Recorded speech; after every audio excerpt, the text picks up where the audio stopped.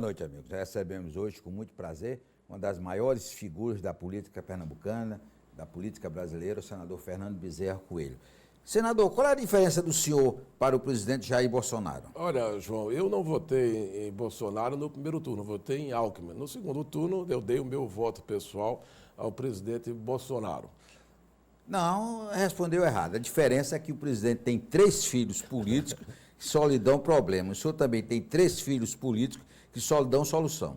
Muito obrigado pelo reconhecimento. De fato, todos os 3 estão fazendo um belo trabalho, um na Câmara, outro na Prefeitura e o mais novo agora na Assembleia Legislativa do Estado. Se prepararam para isso, João. Ô, senador, como é que a política entrou na sua vida?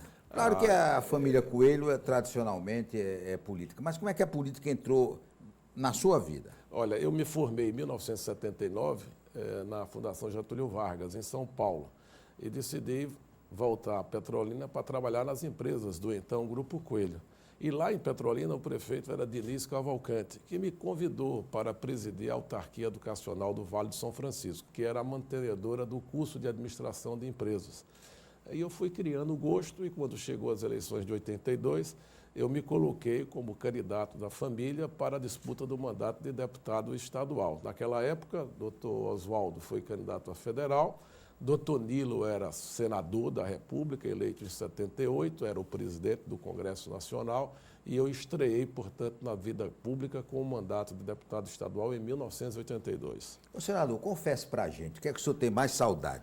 Da Assembleia Legislativa, da Câmara dos Deputados, da Casa Civil, da Secretaria de Indústria e Comércio e da Prefeitura de Petrolina, que o senhor tem mais saudade? Olha, eu passei por todos esses cargos, inclusive também como ministro da Integração Nacional, mas o cargo que mais me realizou mesmo foi ter sido prefeito de Petrolina por 3 mandatos.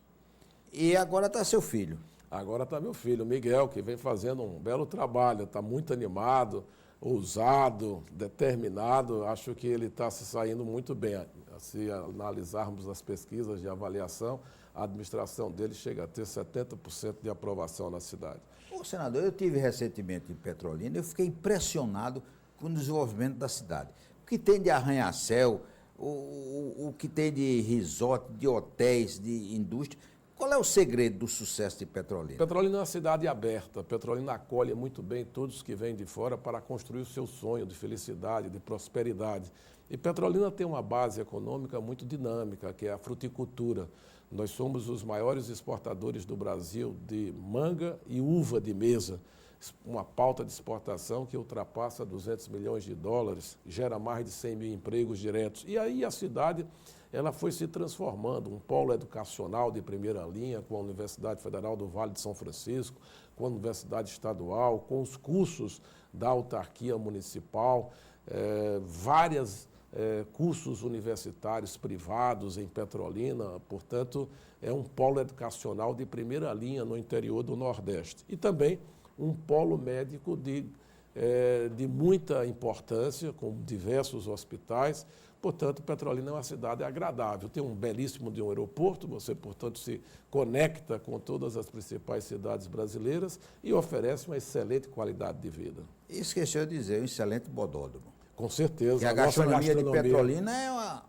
Com certeza. Não só o carneiro, o bode, mas também a culinária que vem do Rio São Francisco. O peixe, o cari, o surubim, todas essas são iguarias que são muito disputadas e apreciadas pelos turistas que nos visitam. Olha, um detalhe que eu acho que talvez o senhor não sabe. Eu estava conversando outro dia com o diretor da Uber aqui, e ele disse que a Uber...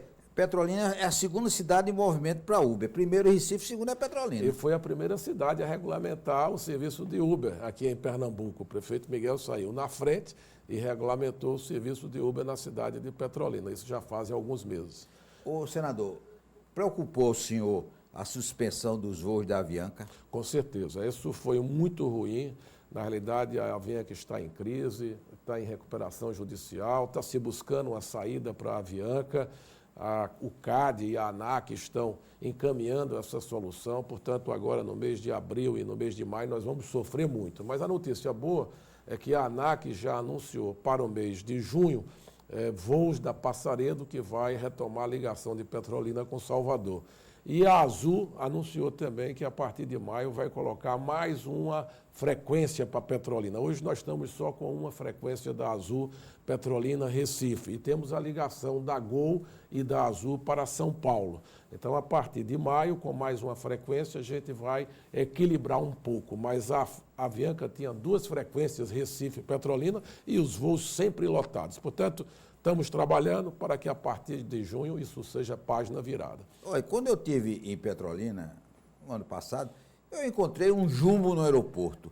O que é que Jumbo vai fazer em Petrolina? Jumbo, que é o Boeing 747, grandão. É o maior cargueiro do mundo, é o 747-400. Ele opera em Petrolina de setembro até o final de março.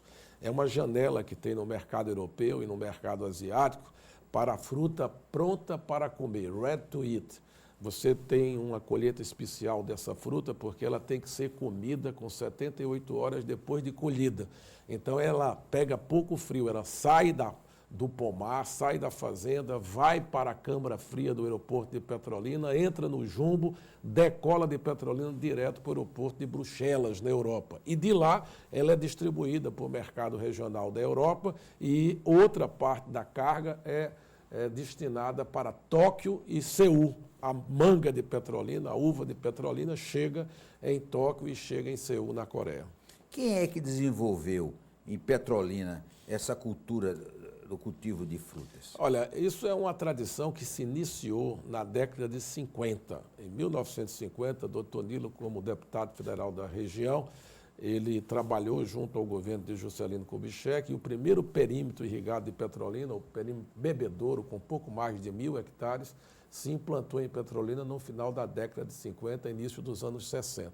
Depois, Dr. Nilo como senador e depois aí como governador também, que ele governou Pernambuco de 67 a 70, ele trouxe então os grandes investimentos de irrigação, sempre contando com o apoio do deputado Oswaldo Coelho, que foi um campeão, um defensor desses investimentos na área de irrigação. E aí nós tivemos a implantação do projeto Nilo Coelho e do projeto Maria Tereza, que somados perfazem aproximadamente 25.000 hectares irrigados. É o maior perímetro público de todo o Nordeste brasileiro.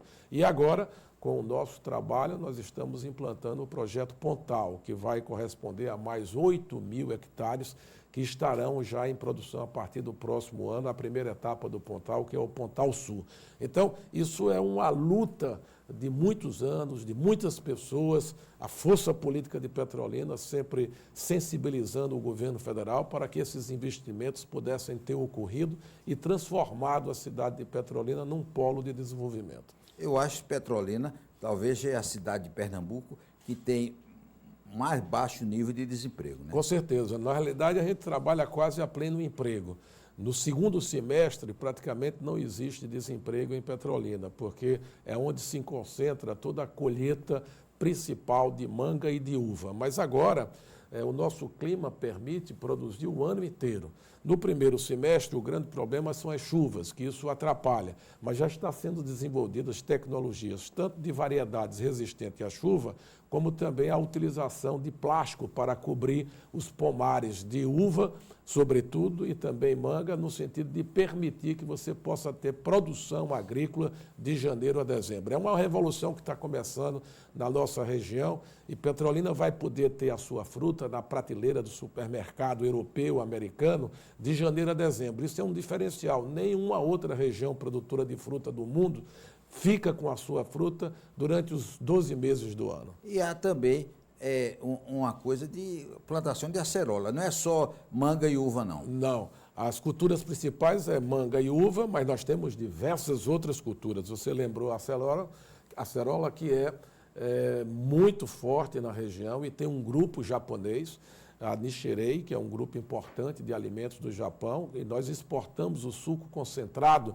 de acerola para o Japão, e lá se faz vitamina, cosmético, uma série de aplicações com o concentrado de acerola. Mas também temos o coco, por exemplo, a fábrica da PepsiCo, a PepsiCo, que engarrafa água de coco em Petrolina e vende para todo o Brasil, inclusive exporta também água de coco em Petrolina. Então, o coco verde é uma cultura importante, entre tantas outras culturas que nós temos lá em Petrolina. Depois do intervalo, nós vamos continuar conversando com o senador Fernando Bezerra Coelho.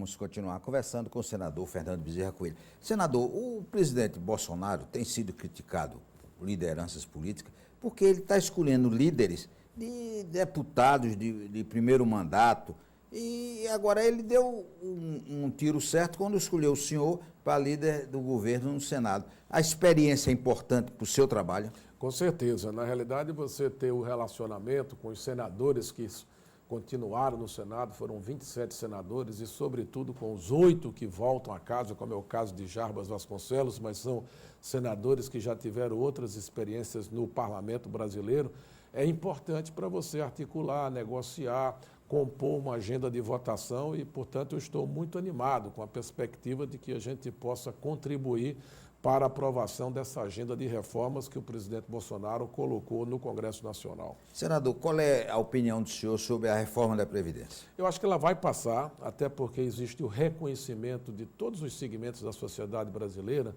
que o Brasil não vai se reencontrar com o crescimento e o desenvolvimento se não aprovar as reformas, sobretudo da Previdência. Os mais radicais dizem que quebra, o Brasil quebra. Vai virar... Eu vou dar um dado para poder trazer para mais próximo, quem está ouvindo o seu programa, que é um grande programa, muito bem assistido aqui em Pernambuco e na região metropolitana do Recife.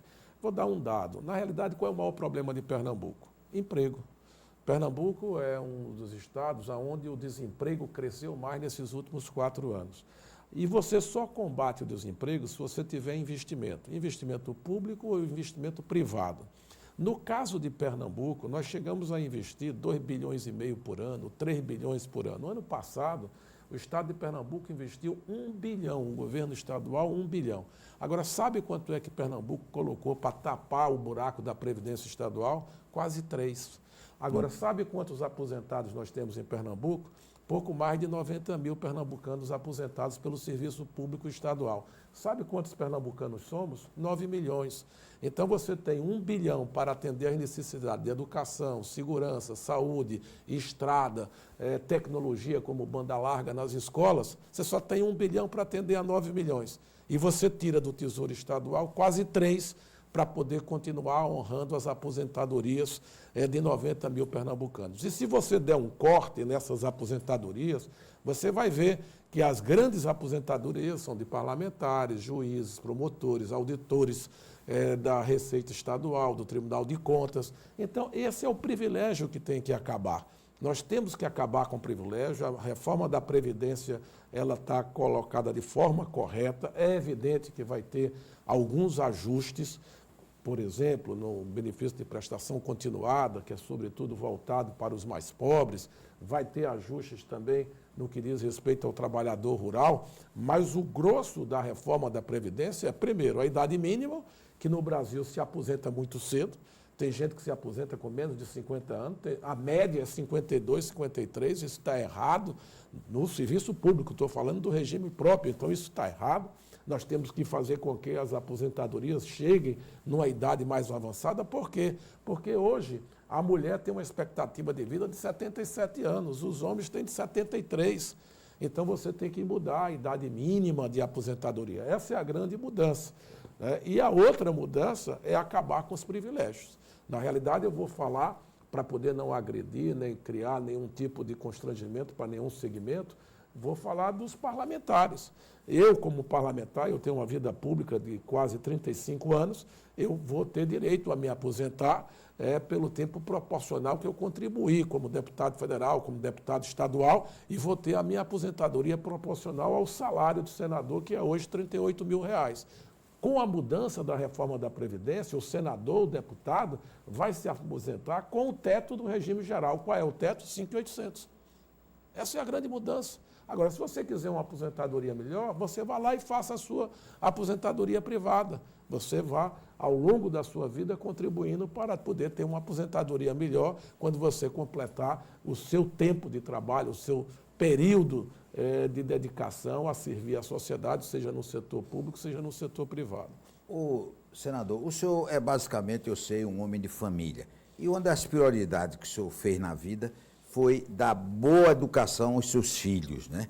O problema da educação brasileira é muito sério. Né? Muito sério. Na realidade, o Brasil está indo para trás justamente por conta da produtividade. A produtividade no nosso país, ou seja, a quantidade de produtos que a gente fabrica por unidade de mão de obra é muito baixo. E a grande diferença que hoje existe é na formação educacional do nosso trabalhador.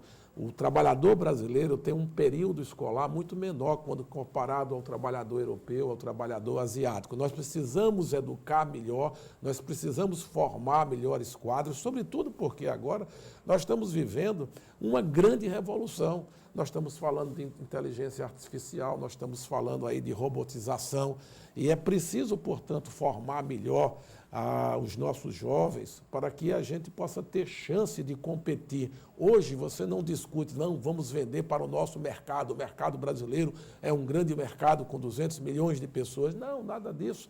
Nós temos que mirar também, ofertar produtos e serviços para o mercado internacional. Como Petrolina faz. Como Petrolina faz, como tantos outros setores, o agronegócio brasileiro, que alimenta o mundo, alimenta a China, alimenta os Estados Unidos, alimenta a Europa. Então, o Brasil tem ilhas de excelência, mas nós precisamos chacoalhar e uma grande área onde o Brasil precisa, de fato, avançar e melhorar é a área da educação. E na política?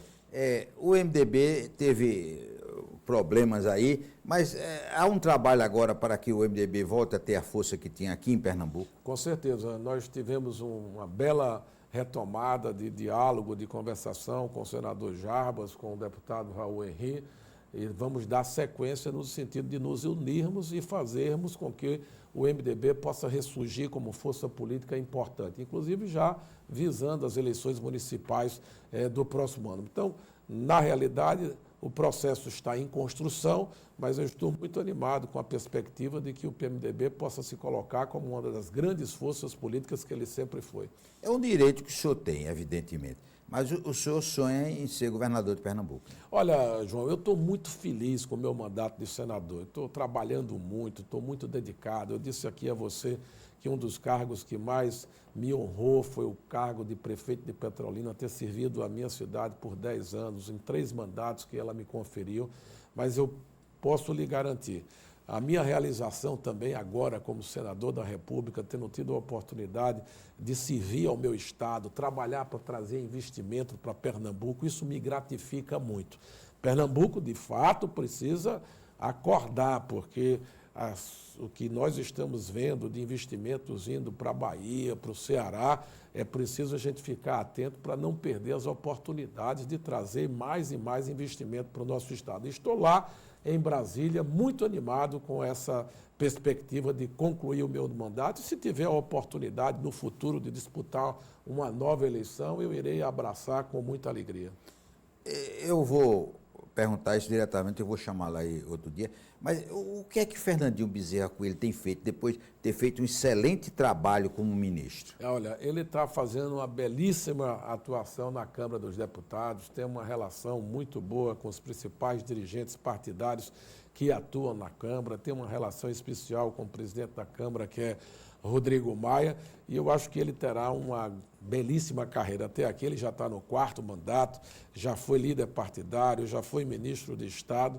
Eu tenho a impressão que Fernando Bezerra Coelho Filho terá a oportunidade de continuar servindo a Pernambuco e ocupando cargos de destaque na Câmara dos Deputados. Agora, o mais novo já está dando show na Assembleia, né? É verdade, chegou com muita vontade, com muita disposição.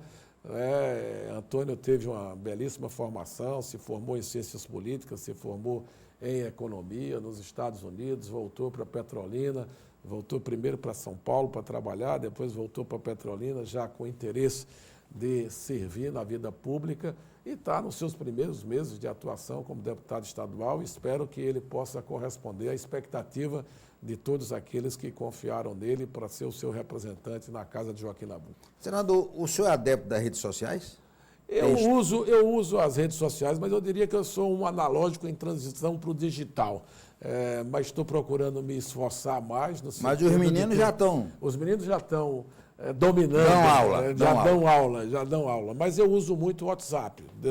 De todos esses veículos de comunicação por meio digital, eu interajo muito fortemente pelo WhatsApp, mas estou presente também no Facebook, no Twitter, mas de forma mais discreta. Depois do intervalo, nós vamos continuar conversando com o senador Fernando Bezerra Coelho.